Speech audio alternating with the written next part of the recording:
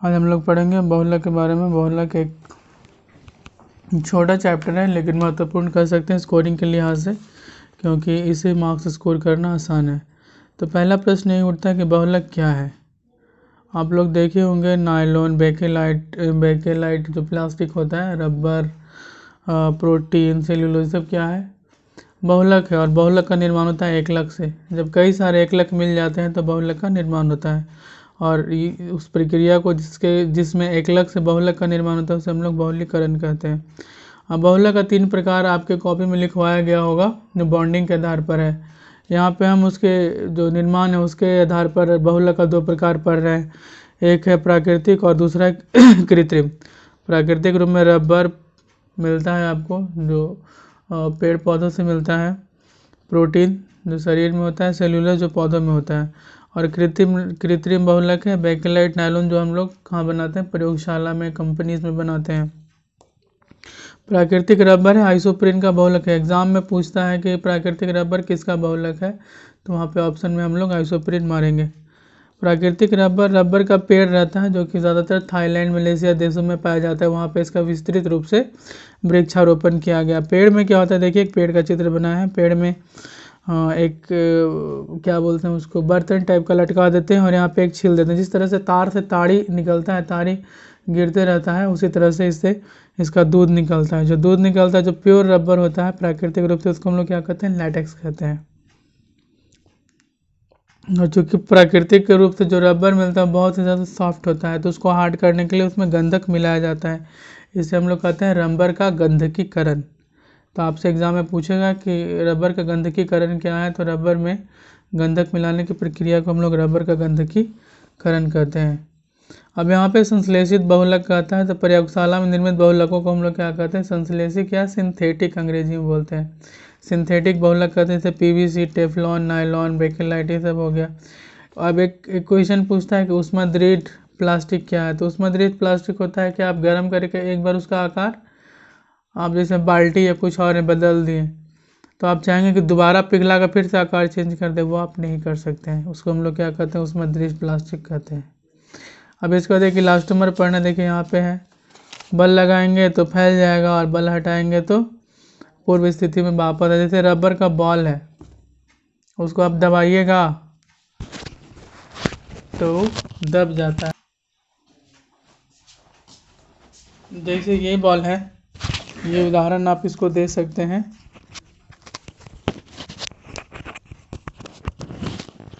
Elastomer का, इसको देखिए दबाएं तो ये दब गया, छोड़े तो ये फैल गया, तो इसको हम लोग क्या कहेंगे, इलास्टोमर कहेंगे। अब इसके बाद इसमें पढ़ना है कि प्रमुख बहुलक एवं उनके एकलक तथा उनका उपयोग।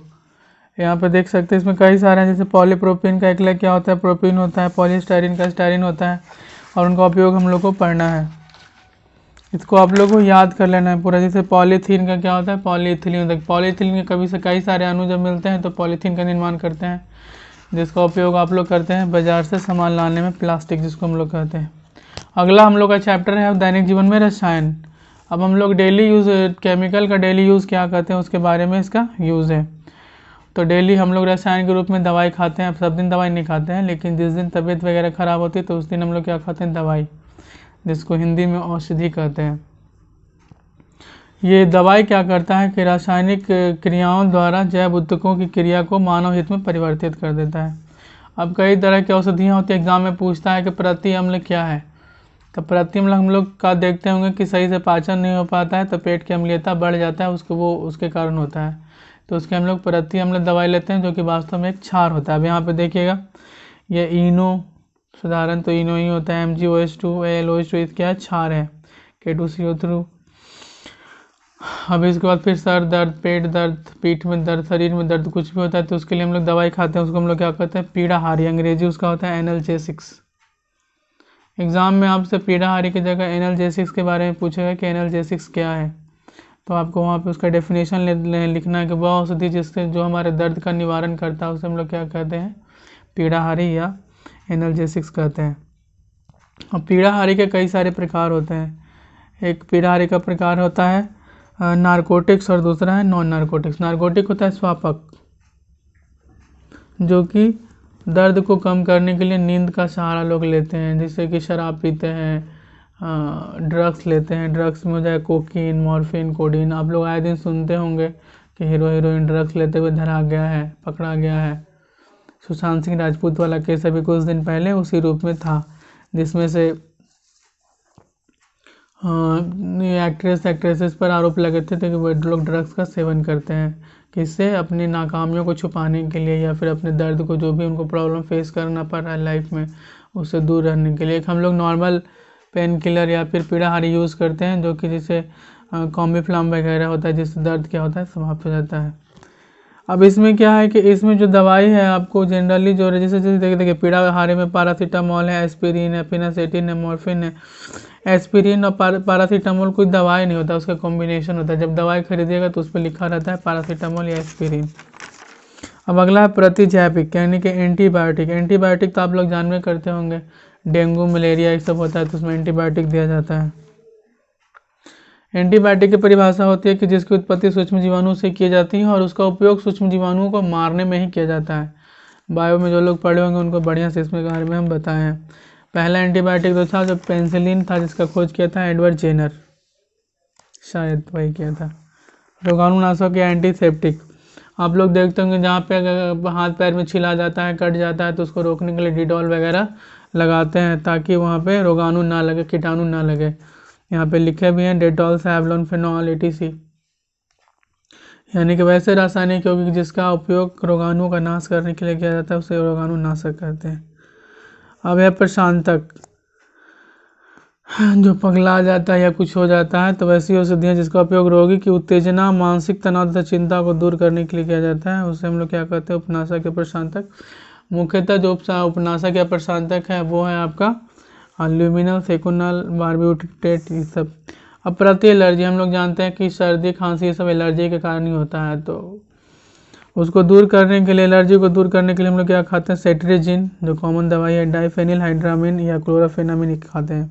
ज्वरनाशी, इसको एंटीपायरेटिक ड्रग्स कहते हैं, यानी कि जिससे बुखार समाप्त किया जा सकता है, उसको हम लोग क्या कहते हैं? ज्वरनाशी, एंटीपायरेटिक ड्रग्स कहते हैं। इसमें पैरासीटामोल, एस्पिरिन, यानी कई सारे आप लोग देखते होंगे कॉम्बिफ्लाम वगैरह, जो कुछ दवाइयाँ होती हैं जो बुखार में भी काम आती हैं और दर्द को भी दूर करती हैं। एंटीफर्टिलिटी, जिसका उपयोग जनसंख्या नियंत्रण के लिए किया जाता है, जो महिलाओं या पुरुष लेते हैं ताकि अनचाहे जो प्रेगनेंसी है उसको रोका जा सके। इसके लिए एस्ट्रोजन और प्रोजेस्टेरोन से बनी दवाइयाँ ज़्यादा इंपॉर्टेंट होती है। परिरक्षक या प्रिजेटिव, आप लोग बिस्किट पे लिखा हुआ होता है, पैकेट पे देखे होंगे आप लोग कि उसमें लिखा रहता है कि बेस्ट बिफोर 6 मंथ, 6 महीने से पहले यूज़ करें। आखिर क्या उसमें मिलाया जाता है कि जिससे 6 मंथ तक आप यूज़ कर सकते हैं? घर में बनी चीज़ें तो 1 महीना 2 महीना भी नहीं चलती हैं, 2-4 दिन 5 दिन बाद ही ख़राब होने लगती हैं छानी हुई वस्तुएं। लेकिन वे लोग 6 महीना या कोई पे तो साल भर लिखा रहता है, कुरकुरे पे भी 6 महीना या फिर चिप्स पे भी लिखा हुआ रहता है। तो आखिर कैसे रहता है? तो उसके लिए हम लोग क्या यूज़ करते हैं? उसमें प्रिजर्वेटिव्स, क्या परिरक्षक, जो उसको सूक्ष्म जीवाणुओं से बचाए रखता है तथा उसके स्वाद को भी बरकरार रखता है। तो उसके लिए सोडियम बेंजोएट या सिट्रिक अम्ल जैसी चीज़ों को यूज़ करते हैं। आप लोग देखे होंगे घर में जब अचार बनता है तो सबसे पहले आम को कई दिनों तक नमक के घोल में रखा जाता है। ऐसा इसलिए ताकि उसका परिरक्षण हो सके लंबे समय तक, और उसको तेल में डुबा कर रखा जाता है उसके बाद, ताकि ऑक्सीजन के साथ उसकी क्रिया ना हो सके। अब इसमें कृत्रिम मधुरक या आर्टिफिशियल स्वीटनर्स, आप लोग आइसक्रीम खाए होंगे, जो बचपन में खाए होंगे 1 रुपया वाला या 8 आना वाला जो भी मिलता था, उसमें जैसे ही आप उसको मुंह में डालते होंगे तो आपको हल्का सा नमकीन टाइप का लगता था। अगर आपको याद हो तो आप देखिएगा, तो वो नमकीन इस चलते नहीं लगता था कि उसमें चीनी डाला हुआ है, वास्तव में उसमें सैकरीन डाला हुआ रहता है, जो कि चीनी नहीं है, लेकिन चीनी से 500 गुना ज़्यादा मीठा होता है सैकरीन। तो उसको हम लोग क्या कहते हैं? कृत्रिम मधुरक या आर्टिफिशियल स्वीटनर्स कहते हैं, जो होते तो मीठे हैं परंतु चीनी नहीं होता, सुक्रोज नहीं होता है। उसी तरह से एक और है स्पार्टेन, जो कि चीनी से 100 गुना ज़्यादा मीठा होता है। अब इसमें पढ़ना है कि साबुन और सर्फ के बारे में, कि साबुन क्या है और फिर अपमार्जक, साबुन और अपमार्जक क्या है। आप लोग कार्बोहाइड्रेट करके पढ़िएगा बायोमोलिकुल्स में, या पढ़े होंगे, तो वही होता है। उच्च वसा अम्ल के सोडियम लवण को क्या कहते हैं? साबुन कहते हैं। जब वनस्पति, इसको बनाने का तरीका है कि वनस्पति तेल या वसा के सोडियम हाइड्रोक्साइड विलयन के साथ गर्म करते हैं तो साबुन या ग्लिसरॉल का निर्माण होता है। देखिए सोडियम स्टीरेट साबुन रिएक्शन को आप देख सकते हैं। अगर आपको रिएक्शन नहीं आता तो सिंपल डेफिनेशन, जो 2 लाइन का डेफिनेशन, वो एग्जाम में लिख दीजिएगा। और ये जो प्रोसेस है इसको हम लोग साबुनीकरण कहते हैं। अब अपमार्जक, जिसको हम लोग सरप कहते हैं तो लंबी श्रृंखला वाले हाइड्रोकार्बन के सल्फेट या सल्फोनेट जो होते हैं उसको हम लोग क्या कहते हैं, अपमार्जक कहते हैं। एक अपमार्जक का नाम यहाँ पे लिखे हैं, सोडियम लॉरिल सल्फेट या सोडियम डोडेकिल बेंजीन सल्फोनेट। अब एक कॉमन क्वेश्चन पूछा जाता है जो 10वां में भी आप लोग पढ़े होंगे कि साबुन जो है सो कठोर जल के साथ काम नहीं करता है जबकि अपमार्जक करता है, क्यों? तो साबुन जो है सो कठोर जल के साथ अविलय कैल्शियम तथा मैग्नीशियम लवण का निर्माण करता है। जब जल में ये विलय नहीं है तो फिर ये कठोर जल के साथ साबुन काम ही नहीं करेगा। अब विलय घुल ही नहीं पा रहा है, गंदगी उसके साथ नहीं घुल पा रहा है कठोर जल के साथ, साबुन के साथ, तो जब नहीं घुलेगा तो फिर साफ नहीं होगा। लेकिन अपमार्जक सोडियम और मैग्नीशियम लवण का निर्माण नहीं करता है, जिसके कारण कठोर जल के साथ अपमार्जक का उपयोग आप कर सकते हैं। तो इन दोनों चैप्टर्स में इतना ही है। उसके बाद फिर हम लोग बायोमोलेक्यूल्स पढ़ेंगे जो कि केमिस्ट्री